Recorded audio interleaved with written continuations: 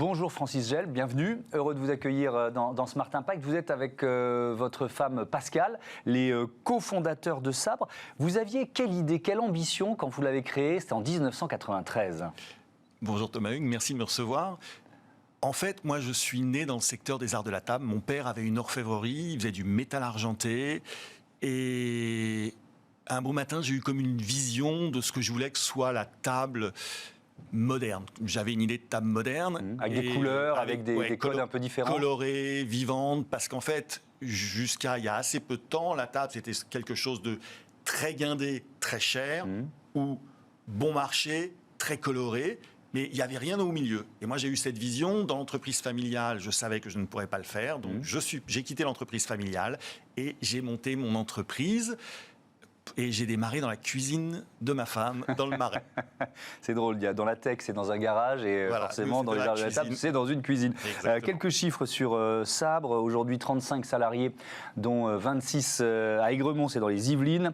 Un chiffre d'affaires 2020 de 4 500 000 euros. Un chiffre d'affaires prévisionnel pour cette année de 7 millions d'euros. 80% de ce chiffre réalisé à l'export. C'est donc une période de forte croissance pour Sabre. On le voit avec ces chiffres. Il y a eu un effet Covid. Pourquoi les 18 mois écoulés, est-ce que ça a joué? Alors oui, bien sûr que ça a joué. On va dire que ça a accéléré. Comme pour beaucoup de monde, le job, il était fait. Alors ça faisait des années qu'on stagnait. On a repris les choses en main en courant 2018. On a travaillé avec une agence marketing pour repositionner la marque. Ensuite, on a travaillé avec une agence digitale pour avoir un site qui racontait quelque chose qu'on était absolument incapable de faire. Et quand la pandémie est arrivée, on était prêts. Alors, on peut dire que c'est de la chance, mais surtout, on avait fait le boulot. Vous aviez anticipé. On avait anticipé. Sans savoir qu'il y aurait une pandémie, mais l'image digitale, l'image numérique, elle était là. On avait fait le job.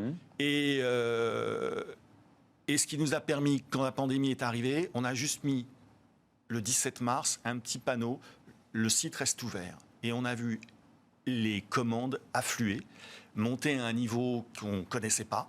Incroyable. Et il faut aussi se rappeler que tous les pays à l'export n'ont pas confiné de la même façon que nous. On s'est mis à travailler en Asie, qui était vraiment une partie du monde dans laquelle on ne faisait rien, parce qu'on est fabricant de couverts, ils mangent avec des baguettes. Donc ça ne nous aidait pas. On n'a jamais fait grand-chose en Asie. Et à partir de ce moment-là, quand l'Asie a rouvert, l'Asie a cherché des nouveaux produits.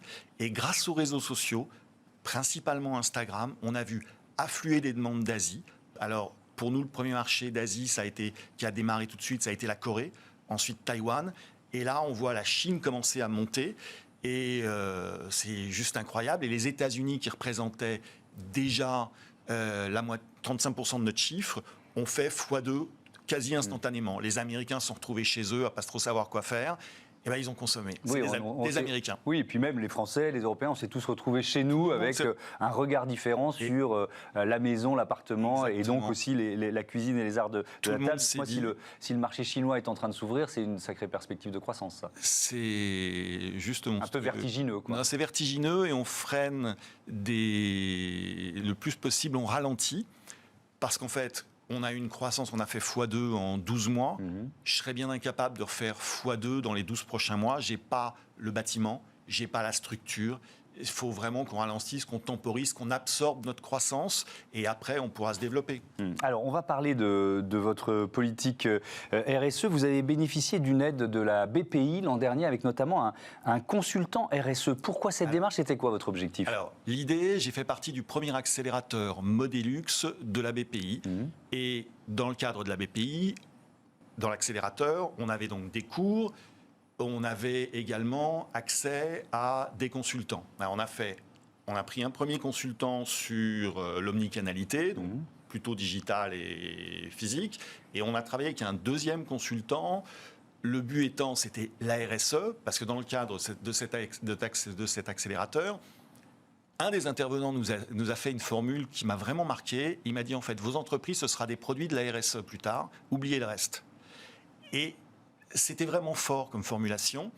Et la RSE, moi j'ai 57 ans, c'est pas un truc naturel.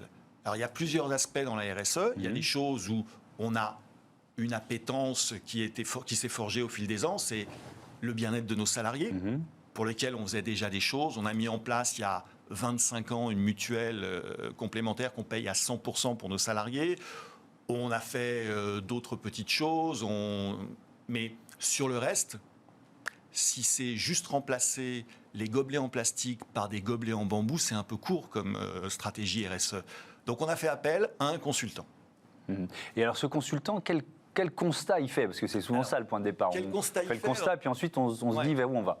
Alors, le premier constat qu'il a fait, il s'est aperçu qu'on était des assembleurs de couverts. Nous, on n'a pas d'outils industriels, on fait de l'assemblage. C'est qu'il s'est dit que l'impact de sabre en soi, l'atelier, il y a peu d'impact.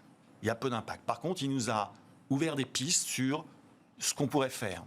Le premier sujet étant la traçabilité. Donc nous, on fait sous-traiter tout ce qu'on fait. Donc c'est la traçabilité et les conditions de travail des gens qui travaillent dans les ateliers où on achète. Alors pour nous, c'est France et Italie à 90% entre les deux. Ensuite, le deuxième sujet, c'était notre chaîne logistique. La chaîne logistique, c'est... Alors, pour nous, là où on a le plus d'impact, c'est sur des gaines en plastique dans lesquelles on emballe nos couverts. Donc ça, c'est les emballages. Ça, c'est nos emballages. Donc vous passez au carton, c'est ça? Alors, on a essayé de passer au carton, et là, on a eu des réactions extraordinaires de la part de nos clients en B2B. Ouais. Jusqu'à présent, on emballait dans des films transparents et on remballait dans des gaines transparentes plus épaisses avec un ziploc et notre logo dessus. Et on s'est mis à emballer dans des boîtes. Et là, nos clients nous disent « Halte là, c'est pas pratique votre truc. On voit pas du tout ce qu'il y a dans les couverts, dans les paquets. » Dans les boîtes. On voit que des Donc boîtes. Ça, c'est le B2B. Hein. Ça, c'est B2B. Ouais. Alors que sur le B2C, on commençait à avoir des remarques de nos clients, donc des particuliers, qui disaient j'ai reçu le colis sabre, super les couverts, mais alors l'emballage, c'est une catastrophe. Pourquoi il y a du plastique? Que du plastique. Ouais. Donc ça, c'est contradictoire. C'est complètement contradictoire. Mais en fait, notre clientèle B2B, c'est une clientèle qui a pas 25 ans. Les gens qui ont des boutiques d'art de la table sont des gens qui ont mon âge. Qui sont de notre génération et qui ont peut-être moins l'appétence pour la transition écologique. Ah oui. Mais alors, je vous interromps parce que on vous a fait venir ici parce que vous avez participé à un article de l'Express avec un discours de vérité qui est quand même assez intéressant sur les limites de la transition écologique, notamment quand on est une PME. C'est-à-dire qu'il y a des choses qui sont juste pas possibles, c'est ça? Ouais. Alors, donc le consultant nous a indiqué 4 entreprises pour sourcer des produits plastiques, enfin du plastique compostable. Super. On a fait coter les 4 entreprises et on s'est retrouvé avec des devis qui correspondaient entre 2 fois et 3 fois le coût de nos appros actuels. Alors, qu'est-ce qu'on fait quand on est une boîte de 35 personnes? Est-ce qu'on se dit, et ça c'était vraiment la réflexion, est-ce qu'on se dit, est-ce que c'est pas à nous à sauver la planète, ou alors est-ce qu'on se dit, tous les petits pas comptent, il faut y aller. Alors, de toute façon, il faudra y aller. Mais 3 fois le prix, c'est compliqué. La seule chose, c'est que tant qu'on ne sera pas tous contraints d'y aller, en même temps, qu'on ne nous dira pas, on mettra une date butoir pour nos emballages en plastique. Alors, ils sont recyclables, mais il faudrait qu'ils soient compostables. Qu'on ne nous donne pas une date butoir et que les industriels de la matière plastique ne basculent pas, eux, massivement sur des matériaux compostables, en fait, ce sera toujours trop cher pour des petites boîtes. Oui, pour les PME, vous ne pourrez pas impacter suffisamment. Donc, vous demandez une réglementation, en quelque sorte, quoi. Ce serait l'idéal, qu'on réglemente et qu'on oblige les fabricants à basculer sur des produits éco-responsables. Ça permettrait que les prix baissent. C'est la seule façon de faire baisser les prix. Donc ça, c'est vrai pour les emballages compostables, c'est vrai pour le bois biosourcé aussi, par exemple. Les prix sont rédhibitoires. J'ai un exemple qui est amusant. On achète du teck. Et donc, on a des couverts avec des manches en teck. Et notre sous-traitant, qui nous fournit le teck, a un magnifique site où il met que tous les bois sont FSC, bien labellisés. Et j'ai dit, mais le mien, vous pouvez me fournir les labels? Non, le vôtre, non. Il est pas. Je voudrais un qui soit FSC. Il me dit, non, mais ça va vous coûter trop cher. Donc, en fait, il y a une double démarche aujourd'hui de beaucoup de monde. Il y a ce qu'on affiche et la réalité. Et ça, nous, on n'est pas une énorme entreprise et on le subit complètement. Donc, on ne peut pas imposer à nos sous-traitants d'acheter des bois FSC parce qu'ils nous répercutent les prix de telle façon qu'on dise non, on n'ira pas parce que c'est trop cher. Donc c'est un vrai problème. Voilà, discours de réalité, discours de vérité sur la transition écologique. Merci beaucoup, merci Francis Gelb, bon vent à Sabre et un coucou à Pascal, Hugo et Camille, évidemment. On passe à notre débat sur l'industrie du vélo Made in France.